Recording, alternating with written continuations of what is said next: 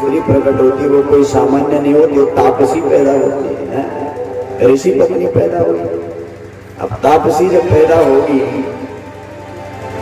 तो हमको उसको देख देख करना पड़ेगा। एक तो हमारी जो रोजी रोटी है वो चली जाएगी, यही परिवार और परिवार हो, इससे मेरा घर चलता है, परिवार चलता है, बच्चे, रोजी रोटी, यही है मेरी।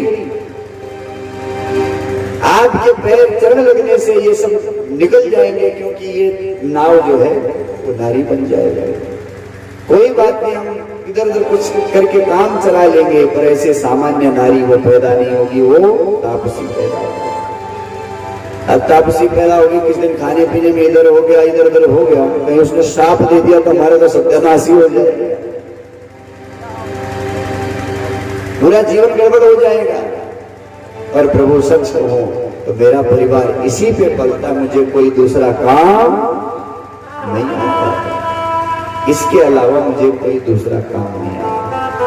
हम पढ़े लिखे नहीं, गवार आदमी है, बाबा का एक काम था, बड़ बाबा का भी यही काम था, उन्होंने बिठाया, मेरे को भी सिखा दिया, तो हर कोई आता है उसको गंगा के पार ले जाता है। इसलिए आपके पैरों में चमत्कार है, ये मैं आपका मर्म जानता हूं। छुअत सीधा भाई नारी सुहाए, ये आपका मर्म है। दूसरा मर्म ये था बंधु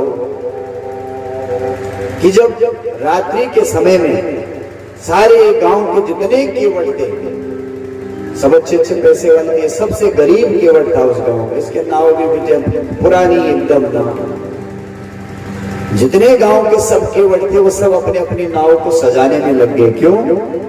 कल बोले राम जी इस तट पे आएंगे और नाव में चढ़ के वो गंगा पार जाएंगे, तो जिसकी नाव सबसे ज्यादा सजी धजी होगी राम जी उसी की नाव में जाएंगे कि नहीं जाएंगे।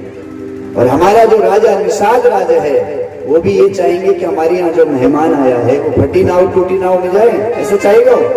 वो चाहेगा जो सबसे अच्छी गाड़ी हो, स्टैंडर्ड गाड़ी। जब कोई मंत्री शंत्री कोई विशेष आदमी आता तो स्पेशल गाड़ी में जाता है।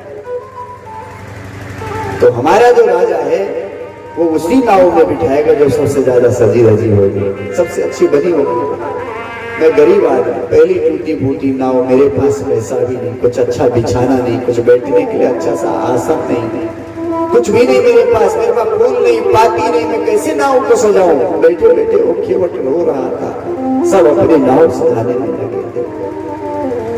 केवट की पत्नी आई, बोले क्या तुम सजाओगे नहीं नाव के? सब लोग उनको सज रहे, प्रभु किसी की नाव में बैठ के चले जाएंगे। केवट ने कहा देवी आज कई दिन से मजूरी मिली नहीं, तुझे पता है 2 रुपया आया नहीं, घर का खर्चा कैसे चल रहा है तू जानती है ना, कुछ भी नहीं हमारे पास में, कहाँ से लेके आए, कैसे सजाएंगे? वैसी पुरानी नाव हमारी देवी, हम कहाँ से सजाएंगे? भगवान हमारी नाव में नहीं आएंगे, हमारा जीवन ऐसे निकल जाएगा। देवी रोने लगा बैठ बैठ के केवट। तो केवट की पत्नी ने कहा स्वामी हमने सुना है कि वो करुणानिधान है, हमने सुना है वो कृपालु है, वो दयालु है, वो करुणानिधान है, वो भक्त के बस में है। स्वामी आप चिंता मत करो, और वो आपकी नाव में जरूर आएंगे। ऐसे दोनों के दोनों पति पत्नी बात कर रहे थे। इतने में केवट को एक बात याद आई, बोली देवी हमारा काम हो गया। बोले कैसे? बोले बस अभी जाता हूं, अभी आता हूं। रात्रि का समय, रात्रि का समय था, सबकी ड्यूटी लगी, लगाई दी भगवान ने वहां पे सेवा में। और केवट सोचने लगा कि कभी जब सब लोग ऐसे घूम रहे हैं, परिक्रमा कर रहे हैं,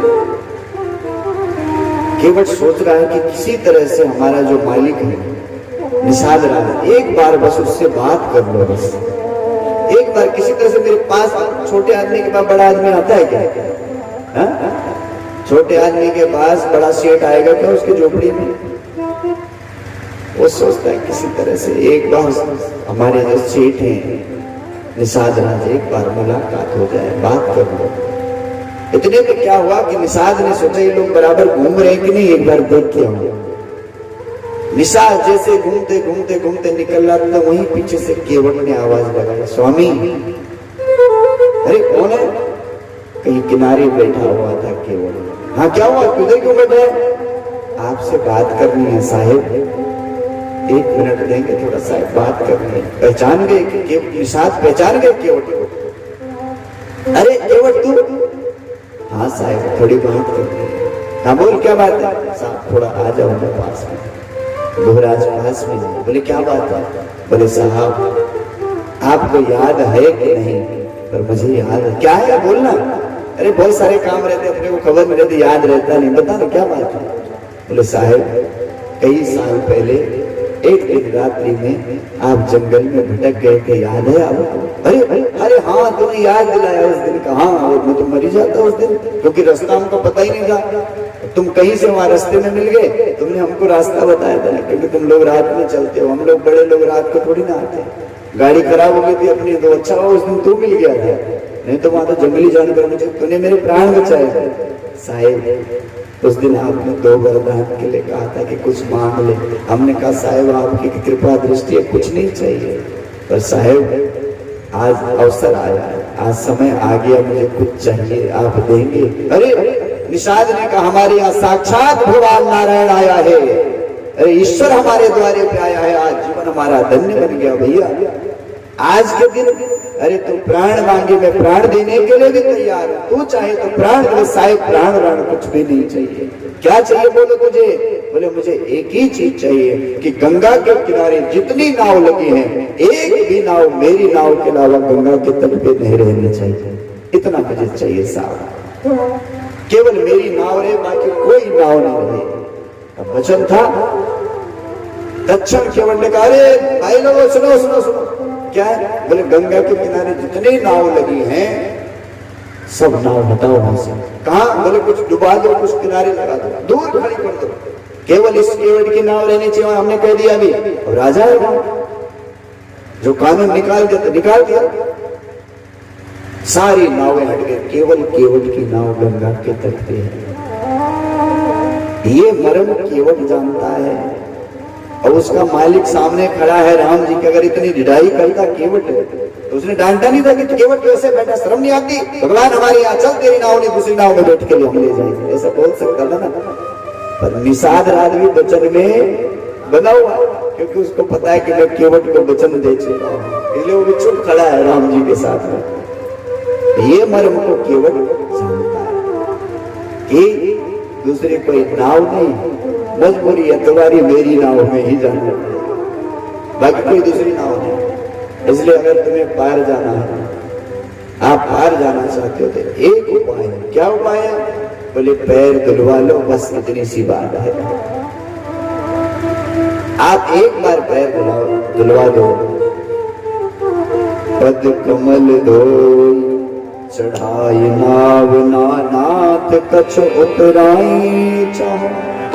केवल पैर धुला लो बस, बाकी कुछ नहीं चाहिए। राम जी ने कहा क्यों कुछ नहीं चाहिए मतलब? बोले तुम्हारे पास है ही नहीं कुछ देने के लिए, क्योंकि तुमको नंगा करके कहीं ने घर से ले जाए। कुछ है जेब में? एक डेली नहीं तुम्हारे पास, तुम दोगे कहां से? तुम्हारे पास है ही नहीं, इसलिए हम मांगेंगे भी नहीं तुमसे। हम इतने भी बेकार नहीं हम तुमको गंगा पार ले जाएंगे और पैसा थोड़ी कुछ नहीं मांगेंगे तुमसे। पार जाना है तो चरण धुलवाओ, नाव में बैठो, पार छोड़ दो। लक्ष्मण जी ने कहा प्रभु ये ज्यादा नहीं कर रहा कुछ। आप हर जगह ऐसे शांत बैठे थे, आपको लगता नहीं ज्यादा बोल रहा है? आप कहो तो लक्ष्मण ने तीर निकाल दिया पीछे से, तीर खींचने लगे। केवट खिलखिला के हंसने लगा, बोले एक तो चोरी ऊपर से सीना चोरी है, ये क्या है लक्ष्मण? मारोगे मुझे? मुझे मारना चाहते हो? राम जी ने कहा कि देखो ये टेढ़ा आदमी है, लग रहा है थोड़ा ज्यादा टेढ़ा है, इसको ज्यादा गुस्सा आ रहा है, इसको समझाओ, इतना गुस्सा अच्छी बात नहीं है। कहा प्रभु एक बात कहूं आज से, सच कह रहा हूं कि आपसे एक पौड़ी पैसा नहीं लेंगे हम आपको गंगा पार करेंगे, पैर धुलाओ भाई, इतनी सी बात है। और आपको इसमें भी अगर शंका है तो मैं सौगंध आपके पिता दशरथ की खाता हूं कि आपसे एक भी पैसा नहीं लूंगा। किसकी सौगंध? आपके पिता दशरथ की। अब तो लक्ष्मण लाल पीले बिल्कुल ही हो गए, इतना गुस्सा आ गया कि कैसा पागल आदमी है। एक तो इसको तमीज नहीं बात करने की, दूसरा इतने देर से हमारा टाइम खराब कर रहा है, और तीसरा कहता तुम्हारे बाप की कसम। अरे कसम ही खानी तो अपने बाप की खाता, हमारे बाप की क्यों खा रहा है? अब तो इतना गुस्सा है खींच लिया, बरु तीर मारहूं लखन पे। ए लक्ष्मण तो तीर से मुझे डराता है? मार मार मार। सामने खड़ा हो गया, क्या डराता है? मार मार। लक्ष्मण ने कहा बड़ा विचित्र आदमी है, तू तीर से भी ना डरे। केवट ने कहा तू क्या समझता है मार के हमको डराएगा? अरे हम नहीं डरते, हम वनवासी हैं और हम किसी का खाते नहीं, इसलिए हमको कोई डर नहीं है किसी का। डर तो उनको जो बेफालतू में किसी का खाते, उल्टा सुल्टा खाते, उनको डर, हमें कोई डर नहीं। हाँ लक्ष्मण, तो तीर मारेगा तो मजा आएगा। राम जी भी हंस रहे, बड़ी विचित्र बात है। अब लक्ष्मण जी से उलझ पड़े, बोले तुम तीर मारोगे? तीर मारोगे? मारो जल्दी मारो। लक्ष्मण ने कहा हम तीर मारेंगे तुम मर जाओगे। बोले यही तो हम चाह रहे हैं कि हम मर जाएं। क्यों? अरे बोले इससे अच्छा अवसर जीवन में और क्या हो सकता है कि गंगा का तट हो और सामने राम जी खड़े हो, वहां पे प्राण छूट जाए, इससे अच्छा सद्भाग्य क्या हो सकता है? कि जन्म जन्म मुनि जतन कराए, जन्म जन्म मुनि जतन कराए, अंत नाम कहिया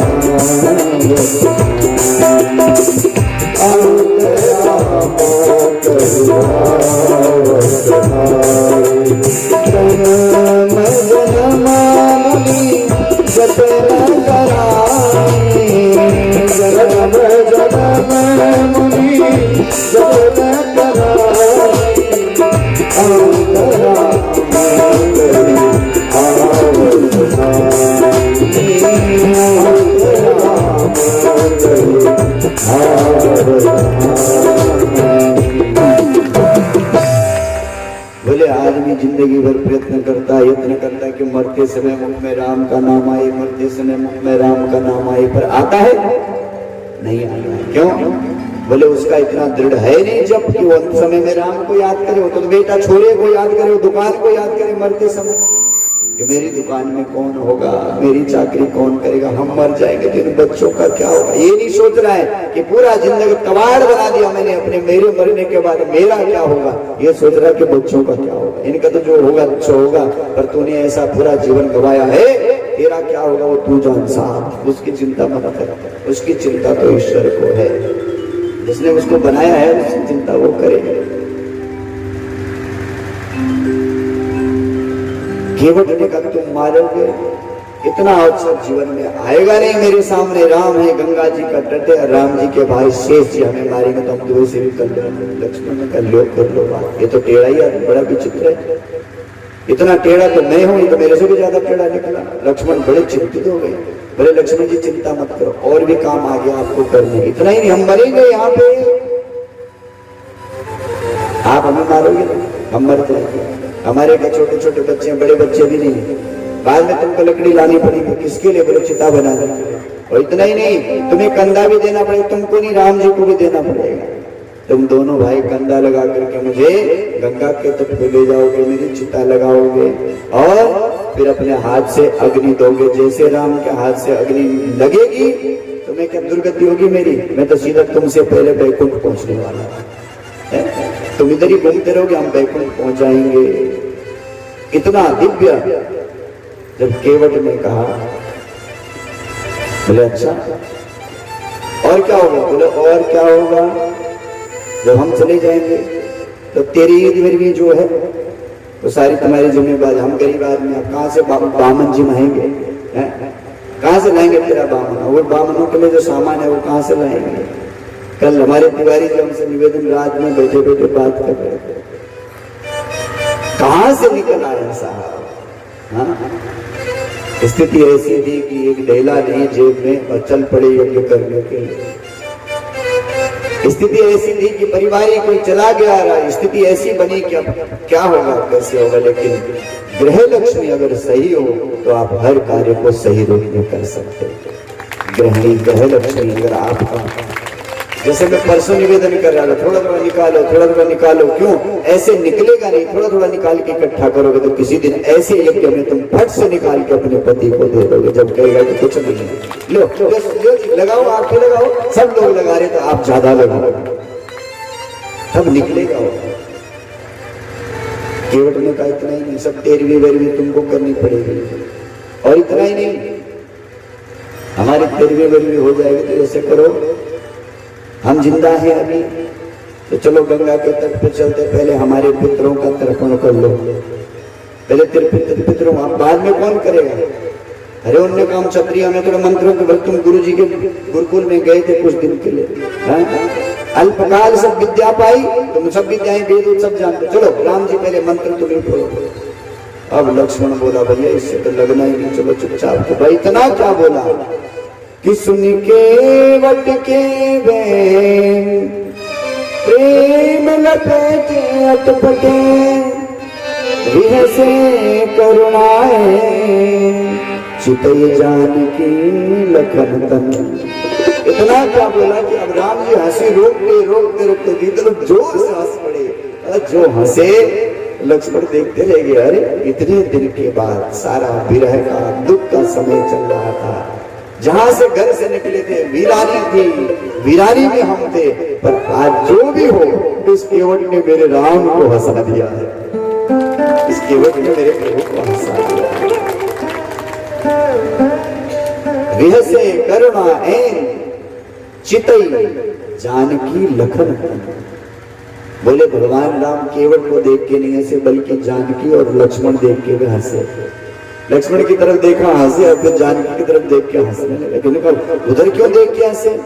बोले इसलिए हंसे क्यों? क्योंकि जब जानकी जी के यहाँ दुल्हा बन के गए थे ना, तो राम जी ने एक ही पैर बुलवाया, दूसरे को तैयारी में थे दुल्हाने। बोले तुम्हारे पिताजी तो 2 पैर भी अच्छे से नहीं धो पाए थे, बोलता कि हम पैर धोएंगे, वो भी एक ही नहीं दोनों पैर। और लक्ष्मण जी जब छोटे थे तो राम जी के साथ ही सोते थे, दोनों साथ में सोए। अब साथ में सोए तो लक्ष्मण की आदत थी वो भगवान के पैर के अंगूठा पकड़ के सोता था, और वैसे चूस चूस के सोता था। बिना भगवान का पद का अंगूठ जब तक लक्ष्मण के मुख में नहीं गया तो नींद नहीं आती लक्ष्मण को। कई बार भगवान अपना अंगूठा ही नहीं देते, छिपा देते इधर कभी इधर, और लक्ष्मण भटकता जा रहा है। बोले लक्ष्मण तू तो एक अंगूठे के लिए रो रहा था, ये दोनों पैर लेने वाला, देख लिया ये केवट कौन सी पढ़ाई साहब, कौन सी पढ़ाई की केवट में। व्याधस्य चरणम ध्रुवस्य चुभयो विद्या गजेंद्रस्य का जाते विदुरस्य यादवपते उग्रस्य किम पौरुषम कुब्जाया कमनीय रूपम अधिकम किम तत् सुदामनो धनम। सुदामा के पास कौन सा धन था साहब? अरे तुम कहते हो कि धनी वालों को भगवान मिलते, तो सुदामा के पास कौन सा धन था? तुम कहते हो कि रूपवानों को भगवान मिलते हैं, तो कुब्जाया कमनीय रूप अधिकम। कुब्जा के पास कौन सा रूप था? टेढ़ी मेढ़ी थी 10 जगह से। भगवान उसी को कहते हैं सुंदरी लेपनम कस्यांगने वा कथयस्य साधुना। भगवान कुब्जा से कहते हैं सुंदरी, जिसको दुनिया दुत्कारती है भगवान उसको अपनाता है साहब। कुब्जा के पास ऐसी क्या सुंदरता थी। कहा जाते तुम कहते हो कि उच्च जाति वाले को भगवान मिलते हैं, तो कहा जाते विदुरस्य यादवपते। विदुर की कौन सी इतनी बड़ी जात थी जो उसको भगवान मिल गए? क्यों? विदुर की झोपड़ी में चला गया वो नारायण। केवल प्रेम के बस है भगवान, केवल और केवल प्रेम करिए साहब। ये मत सोचिए हमारे पास पैसा नहीं, धन नहीं, अच्छा घर नहीं। आप भगवान से केवल और केवल सच्चा प्रेम करिए, एक दिन घर नहीं आपकी बड़ी कोठी होगी। केवल प्रेम करके देखो, प्रेम करके देखिए, छल कपट मत करिए, केवल केवल साचा प्रेम करिए। चितई जानकी लखन तन, दोनों को देख के भगवान हंसे। क्योंकि जब सीता जी की, जब राम जी की शादी होगी तो जानकी जी आ गए। इसके पहले लक्ष्मण जी को पैर चापने की, दबाने की सेवा लक्ष्मण जी के पास में थी। अब इतने समय से लक्ष्मण चरण सेवा मिली थी, रोज सेवा करते फिर सोते, तभी नहीं आती। अब शादी हो गई तो सारी सेवा किसके पास? जानकी जी के पास। अब लक्ष्मण को पैर दबाने नहीं मिलते तो उसे नींद ही नहीं आती थी। क्यों? वो आदत थी। कोई भी आदत जीवन में लग जाती है ना, तो जब तक वो न करो तब तक चैन नहीं मिलता। हमारे प्रातस्मरणीय, वंदनीय, अर्चनीय आज जिनकी कृपा से इस व्यास गद्दी पे बैठे हैं पूज्य गुरुदेव भगवान, दीक्षित भी किया प्रातस्मरणीय वंदनीय श्री राम सन्मुख द्विवेदी जी महाराज, हम सबके गुरु जी, हम जितने भी हमारे यहाँ पे आचार्य हैं, हम सबके वंदनीय गुरु जी, आज जिनकी कृपा से हम दो शब्द बोलने के काबिल हुए, लायक हुए। काशी के थे, काशी के पास में, काशी में पूरा जीवन बिताया। एक ऐसा दिव्य जीवन, ऐसा तपस्वी जीवन साहब, वृद्धावस्था में भी हमेशा अपने आप भोजन बनाते, सपाटी में किसी का बनाया नहीं खाते थे। पूरा परिवार था, इतने बड़े प्राचार्य के पद से निवृत्त हुए थे बनारस से, और फिर हमारे दिल्ली विश्वनाथ संस्कृत महाविद्यालय में प्राचार्य के रूप में रहे। पर कभी खुद बना के नहीं खा, कभी किसी के हाथ का नहीं, खुद ही बना के। दो बच्चे सेवा में रहते थे, वो बाकी का सेवा का काम करे, पर बाकी काम खुद करते थे। रोटी बनाना पात के गुरु जी के हाथ में दे देना, सब्जी काट के दे देना, बाकी बनाएंगे खुद। अब बनाते बनाते अगर कोई गलती से गुरु जी का पैर छू लिया तो उस दिन उपवास होगा पूरा। खाते नहीं, क्यों छू दिया हमें इसके बीच में, क्यों छुआ हमें, भोजन ही नहीं करते, इतना गुस्सा हो जाता है। आदत की मैं बात कर रहा था, गुरु जी जब पढ़ाते थे तो उनको पढ़ाने का बस एक नशा जैसा था। जिस दिन छुट्टी होते थे ना, उस दिन गुरु जी इधर से उधर घूमते रहते थे, ऊपर घूमते रहते थे इधर से उधर। कौन बच्चा नीचे दिखे, ऊपर आओ, पोथी लेके आओ अपनी, और बिठा ले, चल पढ़ो इसको। उस समय तो ये सब चीजें हमें हंसी मजाक लगता था। उस समय हमें लगता था गुरु जी है, ये भी गुरु जी हमेशा छुट्टी के दिन के हमें यहाँ बिठा देते हैं। पर आज आता है, आज याद आता है कि वो व्याकरण का सूत्र उस दिन, जिस दिन छुट्टी के दिन पढ़ाया था, वही आज काम आ रहा है। आदत की मैं बात कर रहा हूँ, हर किसी की अपनी अपनी आदत होती है। आदतों से वैसे भी लोग मजबूर होते हैं। एक आदमी की आदत थी पिक्चर देख देते, नौकरी करता, शाम को आता, फिर पिक्चर चले जाता, जो कमाए वो पिक्चर में सब खत्म, पिक्चर हॉल में सब खत्म। घर आता फिर खोपड़ी पीटता, अरे क्यों मैंने उल्टा काम किया। 2 रुपए कमाया, बचाता, 2-4 दिन जीवन चलता। घर आता, जैसे जूते उतारता, गुस्से में जूते को नीचे पटक देता, एक जूता उतार नीचे, पटक नीचे। रोज उसका यही काम। रात को फिर सोचता कि कल कहीं पिक्चर नहीं जाएंगे रे बिल्कुल पिक्चर देखने। रात को ये कहता है, और दूसरे दिन नौकरी करके जैसे घर की तरफ आता, फिर दिमाग चलो आज जाएंगे कल से नहीं जाएंगे, फिर चला जाता पिक्चर हॉल में, पिक्चर देखता, पैसे खत्म। फिर रात को घर आए, गुस्सा आए, फिर जूता उतारे, नीचे मारे। अब अड़ोसी पड़ोसी सब परेशान, क्यों? ये 10 बजे वाला शो देख के आता था, 12-1 बजे घर पहुंचे, आधी रात में जब जूता पट गए तो पड़ोसियों की रोज नींद खराब हो जाए। एक बार जो दोनों पड़ोसी थे वो इकट्ठा होकर इसके घर में आए, बोले यार तेरे को बीमारी है कुछ, तेरे को कोई बीमारी है क्या ऐसी? रोज बोलिए जूता क्यों पटकता है रात को? बोले साहब क्या करें, रोज पिक्चर देखने की आदत लग गई। जैसे नौकरी से निकलता हूँ पिक्चर देख, जो पैसा कमाया वो सब पिक्चर। तो पागल है कि तू, ये जूते क्यों पटकता है? पिक्चर देखना बंद कर, जूता क्यों पटकता है?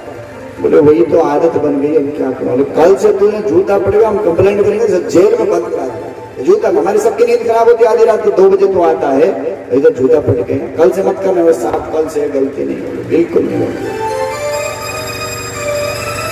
अब दूसरे दिन वो नौकरी से पहले दिन भर सोता, आज जाएंगे नहीं तो गड़बड़ हो जाएगा, कल जाएंगे नहीं, सीधा घर जाएंगे।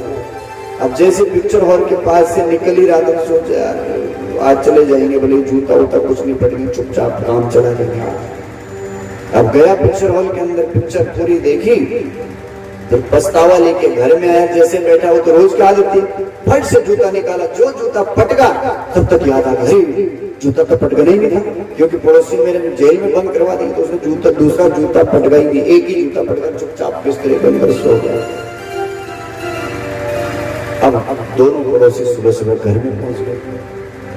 पागल है तो रोज तेरा यही काम है। बोले साहब कल तो पट गई है। अरे पट गया क्यों नहीं तूने? बोले पट गया एक जूता नहीं पट गया। बोले हाँ साहब एक ही पट गया। बोले एक क्यों पट गया? एक क्यों पट गया? तो साहब गलती हो गई। अरे बोले गलती नहीं, दूसरा भी पट गया था। क्यों? हम यही सोच रहे थे कि दूसरा जूता पट गएगा तो हम सो जाएंगे आराम से। अब ये देख रहे थे कि तो दूसरा वाला भी पटकेगा तो तब चैन मिल जाएगी। अब ये इंतजार करे रात भर के दूसरा कब पटकेगा, इसलिए सोई नहीं, रात भर नींद खराब कर लेती है। एक स्वभाव आदमी का होता है, हर किसी का अपना अपना स्वभाव है। तो लक्ष्मण ने कहा हम जी नहीं पाएंगे, ये चरण सेवा हमें राम जी ने काम कैसे दे? वो तो जानकी का काम है, शादी हो गई है तुम्हें पता नहीं, इसलिए ये सेवा जानकी की। लक्ष्मण जिद मत करो। बोले जिद नहीं, हमको ये चरण सेवा चाहिए। राम जी ने कहा चाहिए तो एक काम हो सकता है। क्यों? क्या काम करना है? बोले आगे होली आने वाली है। लक्ष्मण ने कहा होली आने वाली, तो होली का पैरों का क्या मतलब? बोले मतलब है, सुन तो सही मेरी बात, मतलब ये है कि होली आ रही है, नई नई भाभी आई है, और अपने घर का नियम है कि जब पहली होली होती है तो भाभी से जो मांगते हैं ना भाभी वो देती है गिफ्ट में।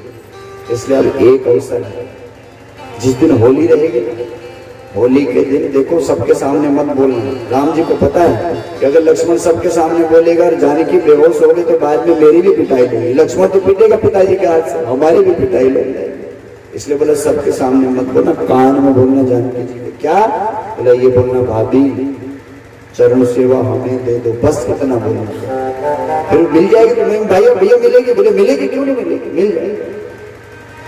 अब लक्ष्मण सोचते हैं कब होली आए, कब होली आए, कब होली, भैया होली कब आएगी? अरे होली कब आई? होली तो अगले दिन आएगी, तेरे गाने से आएगी क्या होली? इंतजार करना पड़ेगा, इंतजार कर देना होली का।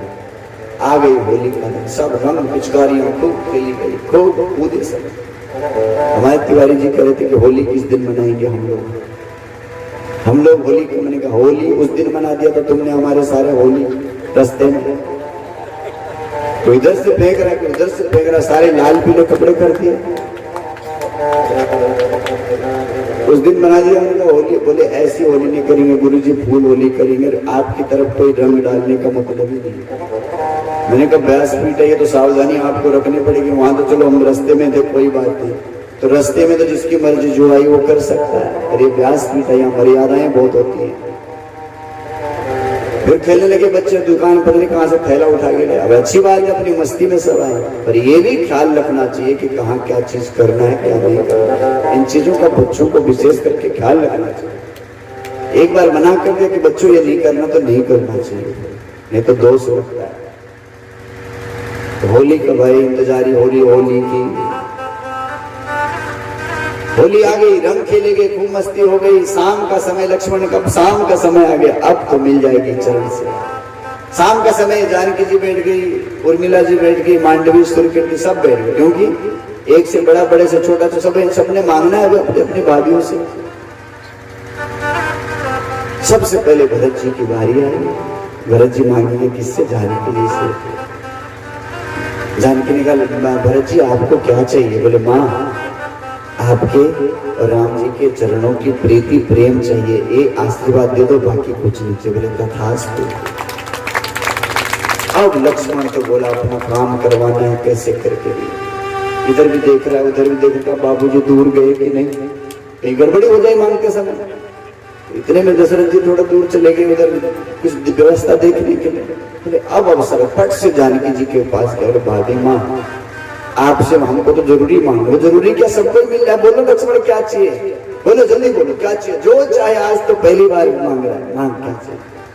बोले ऐसे नहीं मांगेंगे। बोले कैसे मांगेगा फिर? बोले हम कान में बोलेंगे, सामने नहीं बोल सकते, हमारी ताकत नहीं इतनी। अरे तू ऐसे क्या मांगना चाहता है जो सबके सामने? बोले सामने मांगो, ऐसे नहीं होगा। बोले नहीं हम तो कान में ही बोलेंगे। ठीक है कोई बात, बोल कान में क्या बोलना चाहते हैं? लक्ष्मण सीधा कान के पास में। बोले भाभी माँ हमको राम जी के चरणों की सेवा दे दो, बस इतना। क्या बोला कि जानकी जी धड़ाम से नीचे गिर गए, बेहोश हो गए। जानकी का सर्वस्व राम के चरण है, वो चरण अगर लक्ष्मण ले लेगा तो मेरे पास बचेगा क्या? इसलिए जानकी राम से होकर बेहोश होकर नीचे गिर। अब जो जानकी जी नीचे गिरी, माँ कौशल्या ने बिटिया को अरे जानकी क्या हो गया, क्या हो गया? सब इधर से उधर दशरथ जी देखो थोड़े, क्या हुआ मेरी बेटी, मेरी जानकी को क्या हुआ? बेटी का मतलब क्या है? जैसी अपनी बिटिया वैसे जो घर में बिटिया है किसी की, वो तो अपनी बिटिया है। आज तो मम्मी पापा भले बोलते हैं, आज मम्मी पापा तो बोलते हैं, पर वो रिश्ते को कितना निभाते हैं वो तो राम जाने साहब। आज बहू, कई बहू ऐसे जो मम्मी पापा तो बोल देते हैं मम्मी पापा, लेकिन मम्मी को मम्मी बना के रखा है, पापा को पाप चढ़ा के रखा है। कई जगह ऐसी स्थितियां। अगर शास्त्र कहता है वो तुम्हारी माँ है सच में, क्योंकि वो तुम्हारा अब सारी जिम्मेवारी उसके ऊपर, सास की भी जिम्मेवारी उसकी, बहू उसकी बिटिया आई है तो बिटिया जैसा दोनों पालन करेगी, इसलिए वो माँ समझे बेटी समझे। सब घबरा, अरे पानी वाने छोटे तो क्या होगा, होश ही ना आए जानकी, क्योंकि सर्वस्व चला गया, चरण सेवा लक्ष्मण मांग रहा, न दे तो अब आज तो दिन देने का है। नीचे गिर गया, बेहोश, कैसी बेहोश है, बाहोश हो गई है साहब, क्योंकि राम के चरणों से प्रेम करती है। क्या करूं इस लक्ष्मण को, क्या बोलूं? बेहोश तो दुनिया वाले हैं, जो गांव में कथा हो रही फिर भी गांव वाले निकल नहीं पा रहे पूरे अच्छे से। बेहोश तो ये रोज 6 बजे आओ, 6 बजे आओ, हम ही 7 बजे चले आए, अब क्यों, हम भी थक गए, हम बोलते बोलते रोज करके। छोड़ो जाने दो, क्या करें, आ जाओ नहीं आ रहे तो जाने दो, हमको क्या, हम 9 बजे छोड़ कर निकल जाएगा, हमारा कौन से यहाँ कुछ घट रहा है। हमने तो ये सोचा है कि गुरु कृपा से, प्रभु कृपा से जो पाया है 9 दिन में हम जितना लुटा सके उतना लुटाएंगे साहब। अब तुम्हारा पात्र में उतनी जगह नहीं तो हम क्या कर सकते हैं उसमें, नहीं तो हम तो यही कोशिश में थे। तो ठीक है, सबके पास समय नहीं, सबकी व्यस्तता है साहब, आप सब किसान लोगों, कोई नौकरी वाला, कोई दुकानदारी वाला, इनसे तो फुर्सत वैसी भी नहीं मिलने वाली, उसी दिन मिलेगी जिस दिन राम नाम सबको। बोलो शंकर भगवान। तो लक्ष्मण जी, आप तो उनको, लक्ष्मण तो बिल्कुल हाथ लगा के इतना भाग गया, आप समझ गया कि मेरी बहुत बड़ी गलती हो गई, माँ तो बेहोश हो गई। सबने कहा क्या हुआ, क्या हुआ? बोले कुछ नहीं, लक्ष्मण आया, कान में कुछ बोला, जानकी नीचे गिर गया। पकड़ो लक्ष्मण, कहाँ गया लक्ष्मण? दशरथ ने पकड़ो उसको, कहाँ है लक्ष्मण? क्या बोला उसने ऐसे कि हमारी जानकी नीचे गिर गई? पकड़ो लक्ष्मण। ओ लक्ष्मण दौड़े, राम जी का समझ के आप तो राम ही बचा सकते हो, क्योंकि दवाई उन्होंने बताई तो हमने खिलाई, तो बीमार पड़ गई, तब ठीक करने की दवाई भी राम जी के पास। सीधा प्राण प्रभु बचाओ बचाओ। क्या हुआ? बोले आपने बोला कान में बोलना, नहीं कान में बोला तो मैया तो नीचे गिर गई, भाभी बेहोश हो गई, आप दवाई बताओ। बोले अब इसकी दवाई हमारे पास नहीं है। बोले नहीं बताओगे तो पिताजी छोड़ेंगे नहीं मुझे, बहुत बुरी तरह से आज पिटाई लगेगी, आप बचाओ भैया, पैर पकड़ लिए, आप बचाओ। बोले देखो ऐसा है लक्ष्मण, मैं पहले तुझे कह रहा था कि ये सेवा शादी के बाद पत्नी की होती है, ये सेवा उनकी है तो उनकी होनी चाहिए। तुम जबरदस्ती कर रहे थे तो मैं क्या करूं, मैं कुछ नहीं कर सकता, जाओ जाओ तुम ही देख लो, तुम ही संभालो। बोले हम क्या संभाले, संभालना आपको है। राम जी ने कहा ठीक है देख, अब तो फिर से वापस जाओ। बोले फिर पिटवाने भेज रहे हो, पहले बच के आपके पास रहे। बोले वहां नहीं जाएगा तो काम, मैं जाऊं वहां पे, तूने बिगाड़ा तू ठीक करेगा, जा चले जा। क्या करूं जाके बताओ तो सही, मरवाओगे, पिताजी वहीं पे बैठ खड़े हैं। बोले कोई मारा नहीं पड़ेगा, चुप से निकलना, कान में फिर बोलना है। बोले एक बार बुलवाया तो बेहोश करवा दिया, अब क्या करवाओगे? बोले अब होश में आएगी, अब वो वाली दवाई है। लक्ष्मण जी से कहते चुपचाप कान में जाके इतना बोलना, भाभी माँ एक पैर आपका और एक पैर मेरा, बस इतना बोलना, सब ठीक हो जाएगा। देखो तो दौड़ा लक्ष्मण, दौड़े दौड़े आए, सबने कहा अरे आगे पकड़ो पकड़ो। बोले एक मिनट मुझे मारना, जितना मारना उतना मारना, क्योंकि मेरे कारण मैया नीचे गिरी है, तो इसलिए जितना मारना हो पर मारना, पर 2 मिनट रुक जाओ। 2 मिनट दोगे मुझे? सब दशरथ ने कहा ठीक है, ये क्या करना चाहता देखो तो सही। सीधा गया माँ जानकी के कान में, बोला मैया सुनो, बेहोश थोड़ी ना माँ, जब सब कुछ छीन लिया तो कष्ट में आ गई, बेहोशी का नाटक करी थी। प्रेम का दर्द है साहब, वेद कोई सांवरिया हो कि दर्द की मारी बन बन भटको वेद सांवरिया हो। तो वैद मिले मुझे। वैद कौन है? सांवरिया वैद है। जैसे कहा भाभी माँ, एक पैर तुम्हारा है, एक पैर की सेवा मेरी ऊपर, इतना क्या जानकर जी उठ के बैठे। पसंद हो? चल ठीक है, अब तो आधा आधा दोनों के दोनों बांट लेंगे। दशरथ जी ने कहा लक्ष्मण इधर आ। बोले बाबूजी हमने क्या, आप फिर पीटोगे? अरे आज तो सही, मैं ये पूछना चाहता हूँ कि तूने पहले कान में बोला बेहोश हो गई, फिर कान में बोला, बता तो सही ये चक्कर क्या है? बोले हमारे और भाभी की बात है, हम जाने तो भाभी जाने, हम थोड़े बताएंगे आपको। अरे सब खिलखिला के हंस गए। बस राम जी आज जानकी और लक्ष्मण देख के इसीलिए हंसे कि उस दिन तुम एक एक पैर के लिए लड़ रहे थे, ये केवल आज मेरे दोनों पैर धोए। तुम तो एक के लिए लड़ रहे थे। से करुणा चितई जानकी लखन, जानकी और लखन को देखते हंसे। कृपा सिंधु बोले मुस्काई, सोई करो जेहि तब कृपा सिंधु बोले मुस्काई,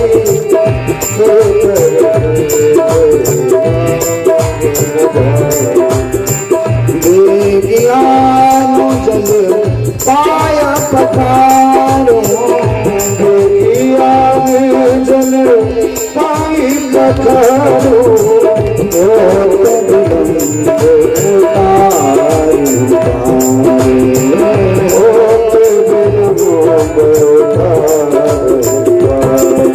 भगवान शंकर पार्वती से कहते जा सुना सुबिया एक बारा, सुना सुनी एक बारा, उतर ही भव सिंधु पारा, उतर ही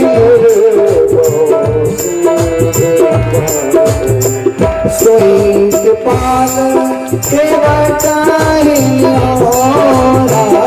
सोई पाल की बताई जही जग पिए क्यों पतों से थोड़ा, जग पतों से थोड़ा। जा सुना सुमिरत एक बार, जा सुराम सुनी रख बारा, उतरही भव सिंधु पारा, उतरही भव सिंधु पारा।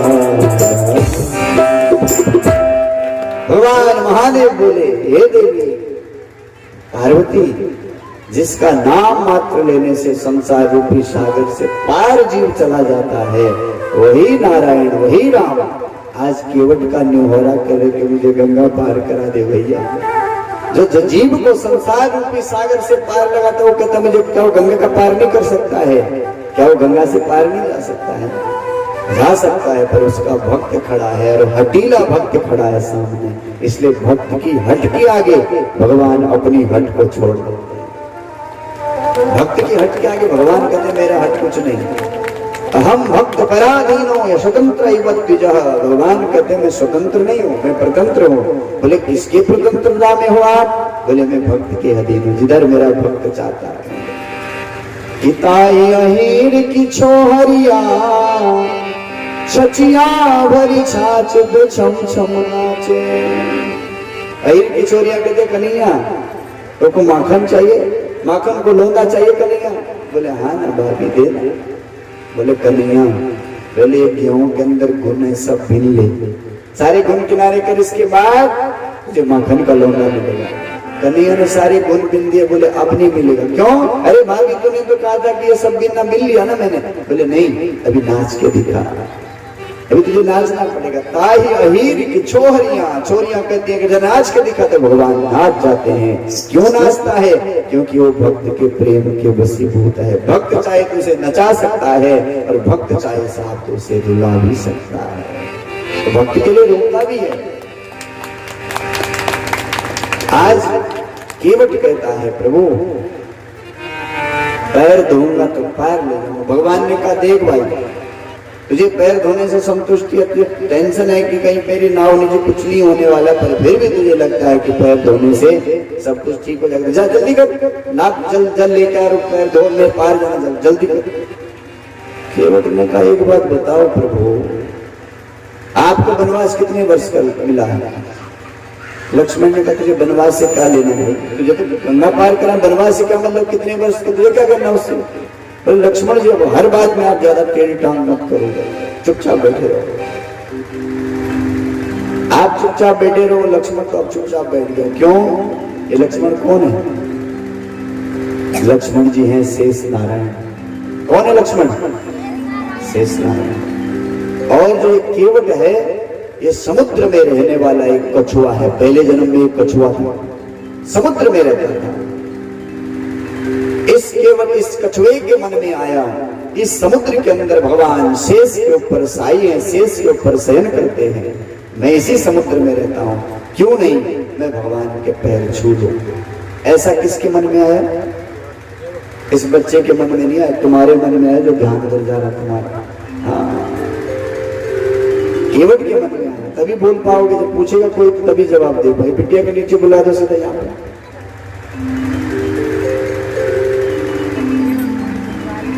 तब उसके बाद हम भी भूल गए। बोलो शंकर भगवान की जय।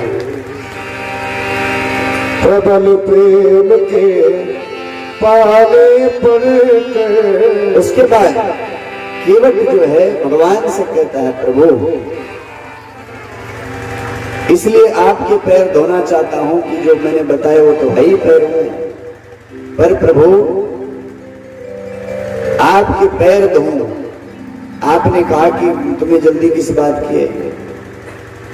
केवट ने कहा मैं सच कह रहा हूं कि आपको जल्दी किस बात की? आपको 14 वर्ष का वनवास मिला ना, एक दो दिन का है, आपको जल्दी पा लेगा, क्यों लगाओ जल्दी? 14 साल है ना आपके पास, 14 साल काटने किधर भी काटो क्या फर्क पड़ता है? अरे बोले 14 साल तो है लेकिन क्या यहीं पे खड़े रहे? बोले खड़े कहाँ? बोले खड़े नहीं तो क्या तूने अभी तक बैठाया ना, खुद तू नाव के ऊपर बैठा हुआ, एक बार ऐसा नहीं बोले बैठ जाओ। बोले बिठाएंगे, बिठाएंगे प्रभु, आप पैर धोने के लिए कह दिए, इजाजत आपने ली ना, अब हम पैर धोने, आओ आओ इधर। तो प्रभु को बुलाया, केवट नाव से नीचे उतरा, अभी प्रणाम नहीं किया इसका, भगवान नीचे उतरा, बोला आओ इसके ऊपर बैठ जाओ नाव के ऊपर। अरे बैठना उठना क्या, तो जल्दी पाना है, पैर धो। लक्ष्मण ने कहा जल्दी कर, पैर धो, मैं काम को कर पड़ा। तो लक्ष्मण जी जल्दी मत करो, बड़ी मुश्किल से हम जैसे मूर्खों के पास ऐसा अवसर कहां से मिलेगा भगवान के चरण धोने का? जल्दी करो। जल्दी कैसे करो? हम मूर्ख तो हैं, पर इतना हम भी जानते हैं कि कोई धर्म का काम करके तो पत्नी को साथ में ले जाते हैं।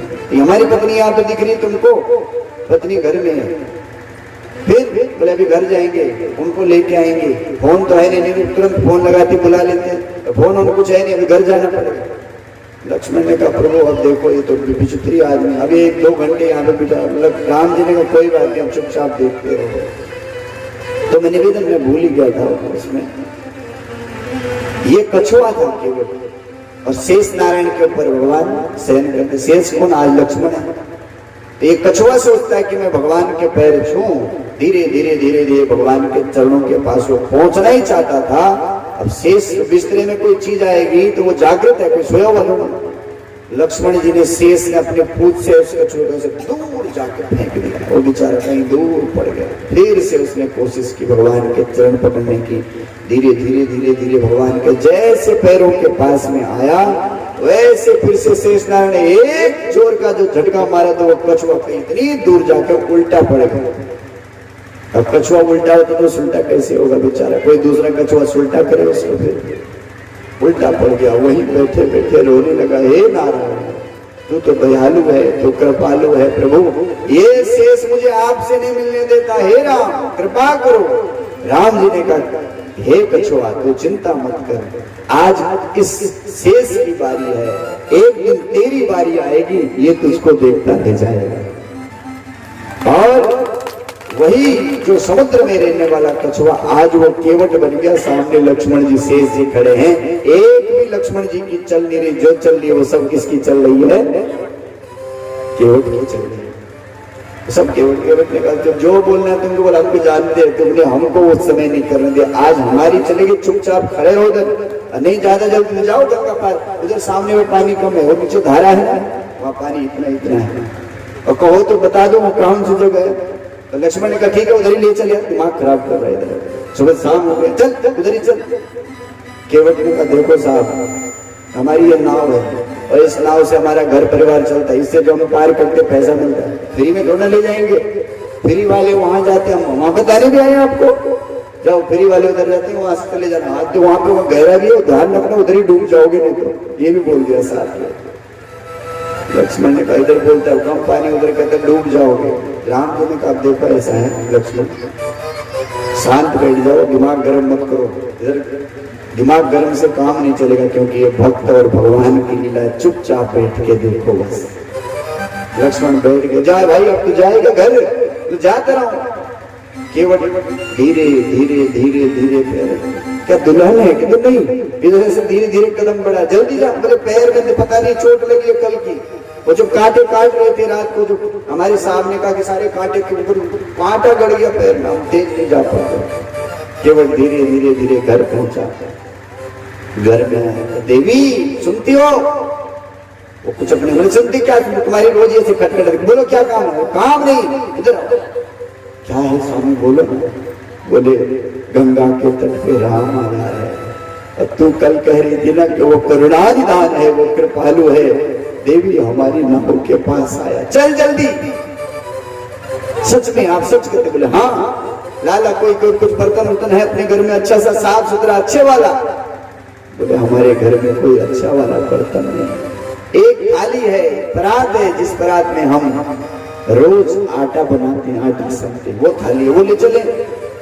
केवट ने कहा वो तो ऐसी पुरानी पड़ी रहने दे देवी, कोई अच्छा होता तो वो ले जाते, आज सोने का थाल होता, चांदी का थाल होता तो प्रभु का चरण उसमें पखारते, और हम जैसे निर्भागी के पास ऐसा पात्र कहां से? हरि केवट ने कहा रहने तेरा बर्तन रहने, तू तो मेरे साथ चल। बोले क्या किसमें धोगे? बोले मेरे पास कठौता है। अरे कठौता में कोई पैर धोता है? लकड़ी का पैर गड़ जाए भगवान का? बोले कुछ नहीं गड़ता, मैं ठीक ठाक करके रखा हूँ उसको, चिंता मत कर। देवी आज के बाद तू इस थाली में नहीं आटा उटा नहीं सानेगी, आटा इसमें नहीं बनाएगी तू। क्यों? किसमें बनाएगी? बोले आज के बाद हम देखे कठौता हमारा, इसमें रखेंगे भगवान का चरण, और कठौते में भगवान के चरणों को पखारेंगे, पखारने के बाद जल चरणामृत ले लेंगे। पर देवी कठौते लकड़ी का है, लकड़ी पानी को सोख देती है, तो चरणामृत भगवान का उस कठौते के अंदर सूखा रहेगा, तो रोज उसमें रोटी बनाना, उसमें चरणामृत लगता रहेगा, रोज उसी का प्रसाद खाएंगे, रोज प्रसाद खाएंगे। देवी केवल बड़ा चतुर है साहब, बहुत चतुर है, लेकर के चल। वो किधर है चुन्नू मुन्नू? बोले वो तो गए वो नदी के तट पे, उधर छोटी नाव में, ले बुलाओ उनको। देवी उधर जा रही तो पड़ोसियों को बोल देना, और नीचे वो चुन्नू की मम्मी है, उधर वो रानू की मम्मी है, वो नीचे वाली, उसको बोल देना, उसको बोलो नीचे वाली जो पड़ोसन अपनी उसको बोलना, देवी अब इतना पवित्र काम, इतना बड़ा यज्ञ हमारे गांव में हो रहा है, तो अकेले अकेले पुण्य थोड़ी, सबको पुण्य के लिए चलो बुलाओ, उनको भी बुलाओ, नीचे वालों को जो रोड की तरफ उनको भी बोलना जाते जाते। हाँ ध्यान रखना, बालपुर चकत्ता वो क्या है माधवपुर, उधर भी बोलती चले जाना, सब आ जाए, आज तो भगवान हमारे यहाँ नगर नजदीक में आए, चलो जल्दी चलो। सारे केवट ने अगल बगल जितने गांव वाले थे वो मैप लगा के, पोस्टर चिपका के सारे चलो भैया आज पुण्य का अवसर, सारे निकल पड़े। पर 8 बजे के बाद निकले, उसके पहले निकले तो चलो कोई बात नहीं, निकले तो सही, 10 ही बजे निकले भले, होते करते भीड़ लग गई गंगा। लक्ष्मण ने कहा ये क्या बात है, केवट है क्या, ये कौन आ रहे सब? राम जी ने कहा तो हमको भी पता नहीं भैया। निषाद कहता है तो हमको भी पता नहीं, तो बगल के गांव वाले भी चले आए, कोई बात नहीं, आने तो होगा कुछ इनका खाम। केवट खुद नहीं, वो निषाद खुद नहीं समझ रहा कि चक्कर क्या है। तब तक केवट अपने 3-4 बच्चों का हाथ पकड़ के लेके बगल से पत्नी को, चलो जल्दी करो, उधर गुस्सा होगा, वो भाई है कुछ छोटा वाला, वो बड़ा टेढ़ा आदमी है, तो चलो जल्दी में चले आए। लक्ष्मण ने कहा, देख भाई इतना धूप लगी, इतना इंतजार करा दे, अब जल्दी कर दो, ला जल्दी। कहा है तेरा बर्तन? बोला बर्तन होकर कुछ नहीं हमारा। अरे तो धोएगा कैसे? चिंता मत करो, है ये रखा हुआ। कहा है? बोले नाव में, नाव से कटो। अरे इसमें धोएगा? तो बोले कहाँ से लाऊं बर्तन? अपने घर से मंगाओ, जाओ, इंतजार ही कर लेंगे, हमें कोई चिंता नहीं, जाओ अयोध्या किसी को भेजो, सोने का मंगाना, हमारे पास गरीब लोग हैं साहब, यही है, इसके अलावा कुछ भी नहीं। चल तो कोई बात नहीं, दो ही सी लेकर के गया नीचे, गंगा जी से जल भर के लाया। बोले प्रभु ऐसा करो, आप इसमें दोनों चरण रखो, हम धोएंगे। तो हाथ में कटोरा पकड़ा, भगवान ने दोनों चरण रख, धोएगा कैसे? नीचे से कटोरे कैसे पकड़ा है, अब भगवान ने दोनों चरण कटोते के अंदर, तो पकड़ेगा कैसे, धोएगा कैसे? एक ही हाथ में पकड़ लिया कटोता, दूसरे हाथ से धोने लगा। अब जब दूसरे हाथ से धोने, कितना बैलेंस बन जाए, भगवान खुद दिखमगान। अरे तो क्या कर रहे हैं? आराम से करो। लोग आराम से, अब इतने से आराम क्या करो, 2 ही हाथ तो है, 4 हाथ दे देते तो और आराम से हो जाता।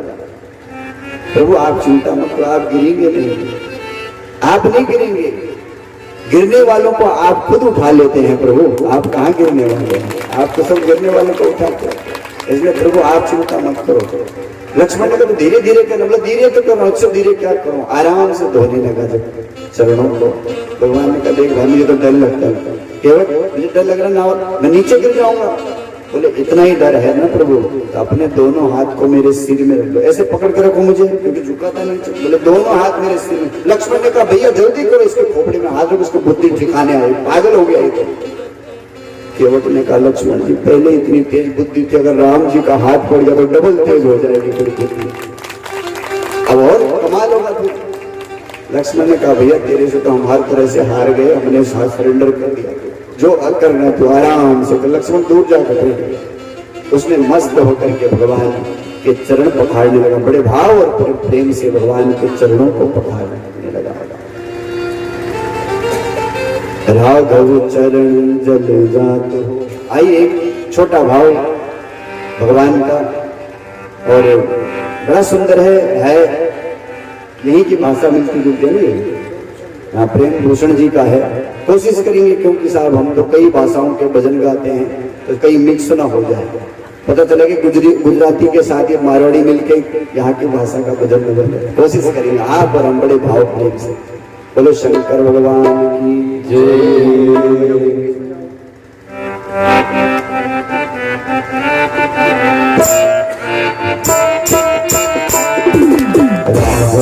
शरण जल जात हो, आज केवट पखारे।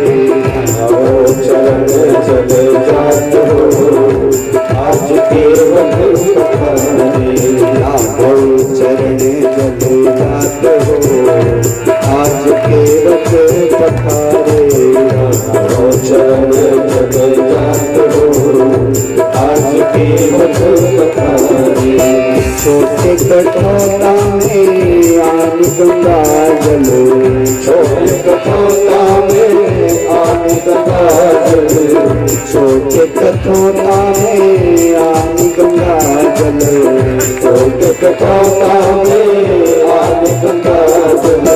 लख प्रफुल्लित गात हो, आज केवट पखारे।